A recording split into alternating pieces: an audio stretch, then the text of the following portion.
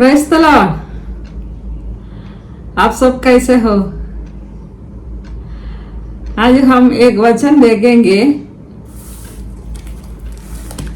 पहला राजा 17 का 10 थोड़ा देखेंगे। यहाँ हम देखेंगे सीदोन में रहने वाला एक साराफत का विधवा का विषय में हम देखेंगे। हम बढ़ते हैं। एलिया भविष्यवक्ता ने कहाँ रहा हुआ करता था? एलिया भविष्यवक्ता का पृष्ठभूमि हम लोग को ज्यादा नहीं मालूम, लेकिन उनका देश तिस्बी करके देश में था।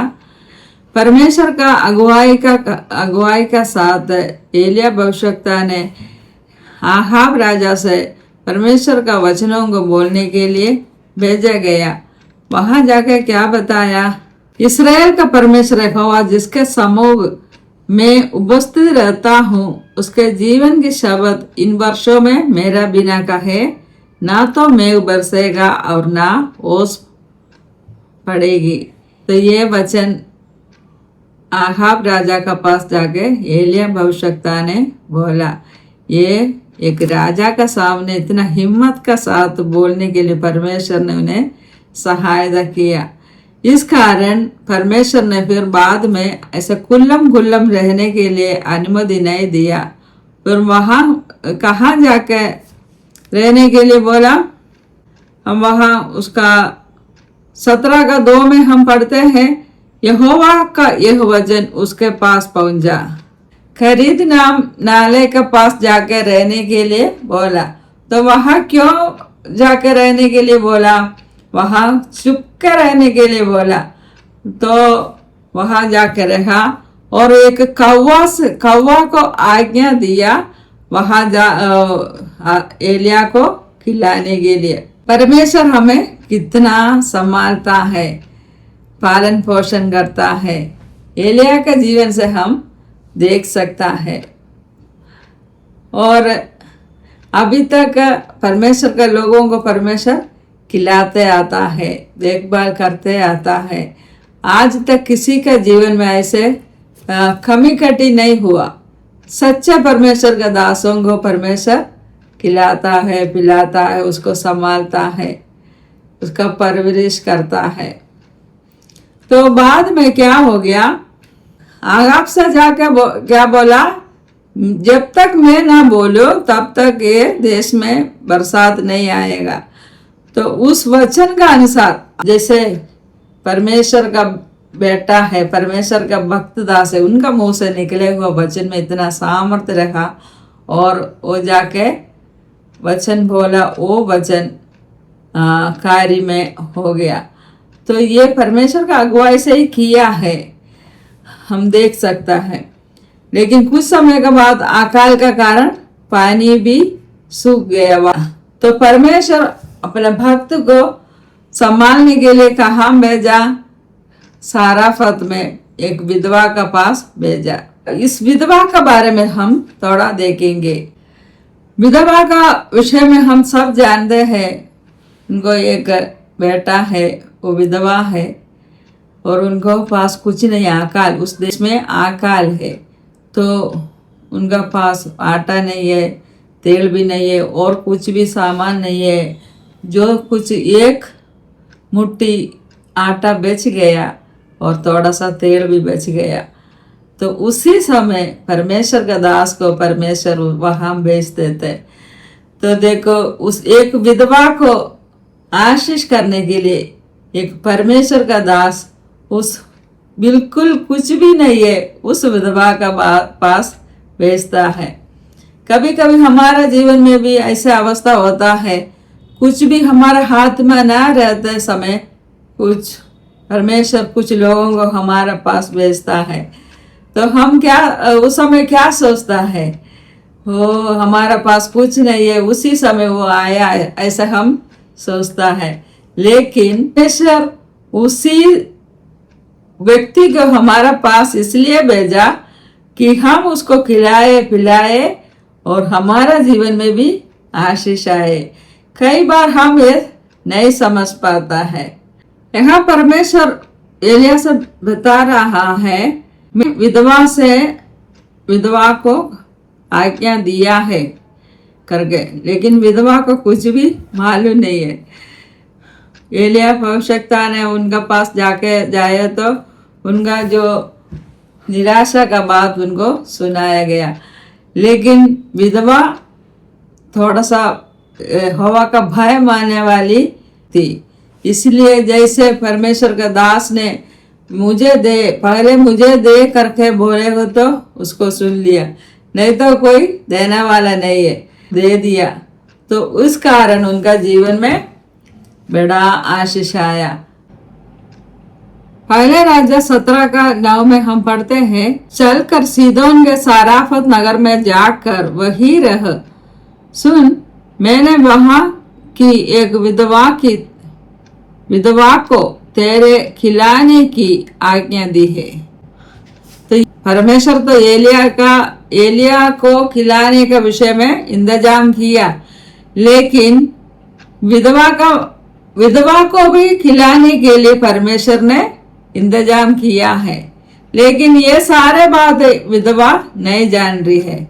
लेकिन परमेश्वर का भक्त दास वहां गए तो जैसे उन्होंने बोला वैसे वो काम किया है।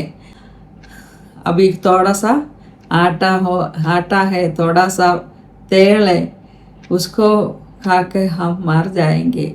अभी ये संसार में हम जीवित नहीं रह सकता। आगे का जीवन बहुत मुश्किल है। ऐसे निराशा भरा हुआ विचार उनका मन में रही होगी। कोई आशा का चिंता उनका मन में नहीं रही होगी। फिर भी देखो, परमेश्वर ने उस विधवा के बारे में सोचा हुआ है। उन्हें खिलाने के लिए परमेश्वर का भक्त को वहां भेजा है। इस वजह से हम जान लेते हैं, इस संसार में बहुत ऐसे लोग रहता है, अनाथ लोग, असहाय लोग, विधवा लोग, बहुत लोग रहता है। लेकिन परमेश्वर कितना उनका चिंता करते हैं करके इस वजह से हम समझ सकते हैं। भजन संहिता 68 का 5 में हम पढ़ते हैं, परमेश्वर अपना पवित्र धाम में अनाथों का पिता और विधवाओं का न्याय है। स्तोत्र स्तोत्र, धन्यवाद धन्यवाद, स्तुति स्तुति स्तुति, हालेलुया, ग्लोरी टू गॉड। परमेश्वर अनाथों का पिता है और विधवाओं का न्याय है। हम लूका का सुसमाचार में पढ़ते समय 18 का 2 से थोड़ा 3 से पढ़ते समय एक बात है, क्या है, एक विधवा का विषय में कहा है। वहां एक न्याय, परमेश्वर का भय ना करने वाला एक दृष्टांत के रूप में कहा हुआ बात है। यहाँ लिखा है, किसी नगर में एक न्यायी रहता था, वो जो परमेश्वर से ना डरता था, ना किसी मनुष्य की परवाह करता था। लेकिन एक विधवा वहां आके उससे विनती किया अपना बातों को करने के लिए। उसका 3 में हम ऐसा पढ़ता है, उसी नगर में एक विधवा भी रहती थी जो उसके पास आज आकर कहा करती थी कि मेरा न्याय चुकाकर मुझे मुद्दे से बचा। देखो, वो एक अन्याय व्यक्ति थी। वो न्याय कौन था? भय नहीं खाने वाला था और मनुष्य का भी परवाह ना करने वाला था। फिर भी क्या हो गया, ये विधवा जाके उनसे बार बार तंग करने से क्या, वो उसका कामों को करके दिया करके एक प्रार्थना का विषय में यह दृष्टांत बोलता है। इस वजह से हम क्या समझ सकता है, परमेश्वर का दृष्टि विधवाओं के ऊपर, अनाथों के ऊपर हमेशा बना रहता है। आपको कभी भी निराशित होने का जरूरत नहीं है। हमेशा आपका अंदर ये विश्वास होना है, मेरा पति नहीं है, फिर भी मेरा परमेश्वर मुझे संभालेगा। परमेश्वर ने एक अच्छा वचन हमें यशायाह का पुस्तक 54 का 4 में दिया है। मत डर, क्योंकि तेरी आशा फिर नहीं टूटेगी। मत घबरा, क्योंकि तू फिर लज्जित ना होगी और तुझ पर सियाही ना चाहेगी, क्योंकि तू अपनी जवानी की लज्जा भूल जाएगी और अपने विधवापन की नाम दराई को फिर स्मरण ना करेगी। इस वचन पर विश्वास करना है, हिम्मत का साथ बोलना है, मेरा कर्ता मेरा पति है, उसका नाम सेनाओं का यहोवा है और इस्राएल का पवित्र तेरा छुड़ाने वाला है। वो सारी पृथ्वी का भी परमेश्वर कहलाएगा। योना का सुसमाचार 14 का 18 में क्या लिखा है? मैं तुम्हें अनाथ न छोड़ूंगा, मैं तुम्हारे पास आता हूँ। चलो लोगों को यीशु मसीह ने शांति का वचन दिया है, तो हमसे भी यीशु मसीह एक आता है, मैं तुम्हें अनाथ नहीं छोड़ूंगा, मैं तुम्हारा पास फिर आता हूँ। जैसे यीशु मसीह ने वायदा दिया, वैसे फिर से 6 लोगों के पास यीशु मसीह आया है। यीशु मसीह का मंदिर है हमारा शरीर, हमारा पास रहता है। यीशु मसीह का दूसरा नाम क्या है? इम्मानुएल, परमेश्वर। इम्मानुएल का अर्थ क्या है? परमेश्वर हमारा साथ है। प्रियो, साराफत का विधवा का मन का बात हम यहाँ जान लेते हैं। तो उनका मन का विचार क्या है? थोड़ा सा आटा है, थोड़ा सा कुप्पी में तेल है, तो उसको खा के मरने वाली थी, खुदकुशी करने वाले थे। लेकिन ये मेरा वचन सुनने वालों से मैं कहना चाहती हूँ, कभी हमारा मन में मरने का बात नहीं सोचना चाहिए। बहुत लोग ऐसा है, कुछ भी जीवन में परेशानी आने से क्या सोचता है? मरना है। अभी इस संसार में जिंदा रहने से कोई फायदा नहीं है। तो ऐसे लोगों से मैं कहना चाहती हूँ, छुटकारा मिलेगा? कभी नहीं मिलेगा। मरने से, हम खुदकुशी करने से हमारा आत्मा कहाँ जाएंगे? नरक में जाके वहां दुख सहना पड़ेगा। वहां नरक का अनुभव क्या है? अंधकार, वहां का कीड़ा ना मरता, दांत पीसता है। वहां धुआं से भरा हुआ जगह है, अंधकार है, तो बहुत सारे कष्ट क्लेश। हमारा आत्मा कभी नहीं मरता और इसलिए हमारा आत्मा को स्वयं मारने का अधिकार हमारा हाथ में परमेश्वर नहीं दिया है। अगर ऐसे कोई भी सोचता है तो उनका उस आत्मा नरक में जाएगा। तो कभी ऐसे नहीं सोचना है। ये हमको इस संसार से छुटकारा पाने के लिए एक रास्ता नहीं है। जीवन में जो भी परेशानी, दुख, संकट आएगा, उसको हमको सामना करना है। यीशु मसीह ने हमें वायदा दिया है, तुमको सहने से बाहर परेशान नहीं देगा।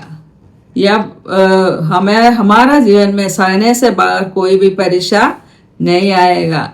दुख संकट आएगा तो भी परमेश्वर हमारा साथ रहते हुए उसको संभालता है।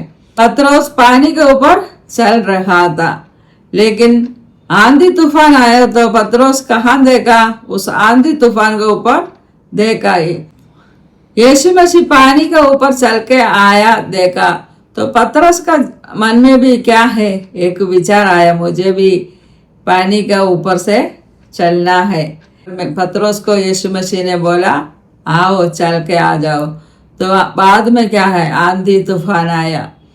तो आंधी तूफान को देख के उनका पैर क्या है? पानी के अंदर डूबने लगा। तो इस बातों से हमको क्या समझना है? इस संसार में जीवन बिताते समय आंधी तूफान आ सकता है, जीवन में परेशानी आ सकता है, लेकिन इस सारे बातों को देख के हम इस संसार से निकल जाने के लिए नहीं सोचना चाहिए। इन सारे बातों से अगर आप यीशु मसीह, जैसे पतरस ने फिर यीशु मसीह के चेहरा को देख के पानी के ऊपर चला, वैसे हम भी यीशु मसीह के चेहरे को देख के उनको वचनों को समझते हुए आगे बढ़ेगा। हम डूबने के लिए कभी परमेश्वर अवसर नहीं देगा। जहाँ हमको पहुंचना है वहां हमें पहुंच जाएंगे। इसलिए वो विधवा जैसे सोचा वैसे हम कभी नहीं सोचना चाहिए।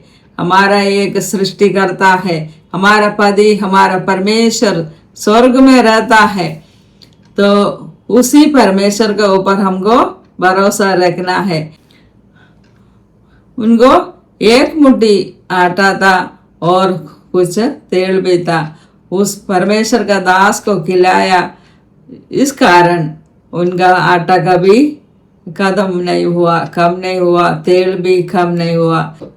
इस वजह से हम क्या समझते हैं, जो भी हमारा पास थोड़ा सा भी है वो परमेश्वर का भक्तों को खिलाओ। थोड़ा भी है, जैसे एक विधवा का विषय में यीशु मसीह कहता है, एक विधवा ने 2 दमड़ी, वो उसका पूरा कमाई था, वो सारे कमाई को परमेश्वर का बर्तन में डाल दिया। तो वैसे हमारा जीवन में भी छोटा बात कुछ भी है तो भी परमेश्वर का नाम के लिए हमको देना है। वो हमारा अपना है करके हम अपने पास नहीं रखना है, वो भी खत्म हो जाएगा। लेकिन अगर परमेश्वर का नाम के लिए, परमेश्वर के भक्तों के लिए हम अगर हमारा पास जो भी है दिए तो वो परमेश्वर उसमें हमें आशीष देगा। इस वजह ने यही सिखाता है, हमें हमारा परमेश्वर कभी नहीं भूलता। व्यवस्था विवरण 10 का 18 हम पढ़ते हैं। वह अनाथों और विधवाओं का न्याय चुकाता और परदेशियों से ऐसा प्रेम करता है कि उन्हें भोजन और वस्त्र देता है। तो हमारा परमेश्वर का विशेषता स्वभाव को देखो, वह अनाथ और विधवा का न्याय चुकाता है और परदेशियों से ऐसा प्रेम करता है कि उन्हें भोजन और वस्त्र देता है। तो हमारे परमेश्वर का प्रेम को देखो कितना अच्छा है। याकूब का पत्री 1 का 27 में हम पढ़ते हैं, हमारे परमेश्वर और पिता के निकट शुद्ध और निर्मल भक्ति यह है कि अनाथों और विधवाओं के क्लेश में उनकी सुधि ले, अपने आप को संसार से निष्कलंक रखे। तो परमेश्वर किस में प्रसन्न रहता है? अनाथों और विधवाओं के क्लेश में उनकी सुधि लेने से। तो मुझे सुनने वाला हम सब, मेरे को भी लगाकर मैं बोलती हूँ, इस वजह से परमेश्वर हमसे क्या चाहता है? तो परमेश्वर का इच्छा हम सब से ये है कि हम उनका सुधि ले। जब एलिया भविष्यवक्ता ने विधवा का पास गया तो शुरू में वो बोला मेरे पास कुछ नहीं है। लेकिन एलिया भविष्यवक्ता ने बोला पहले मेरे को एक वड़ा बना के लेके आओ। तो उस बात को वो सुन लिया, आज्ञाकारी बना। उसका बाद उनका जीवन में ऐसे एक कभी मौका नहीं आया नहीं बोलने का। और उनका बस उनका बेटा और उनके लिए नहीं है, उनका पूरा परिवार उस अकाल में पूरा दिन उनका जीवन में आशीष ही आशीष हुआ। एक दृष्टांत और सच्चा घटना है। एलिया भविष्यवक्ता जब रहता समय हुआ एक सच्चा घटना है। ये वैसे ही हमारा जीवन में भी परमेश्वर जो भी हमसे कहता है वैसे अगर हम करेगा तो हमारा जीवन में भी आशीष ही आशीष आ जाएगा। जैसे वो विधवा और उसका बेटा का जीवन में आया तो उनका जीवन में कोई तंगी कमी खटी कभी नहीं आया। फिर से परमेश्वर अनाथ और विधवाओं का परमेश्वर है। उनका सूदी हमेशा लेता है और परमेश्वर हमें कभी नहीं छोड़ता।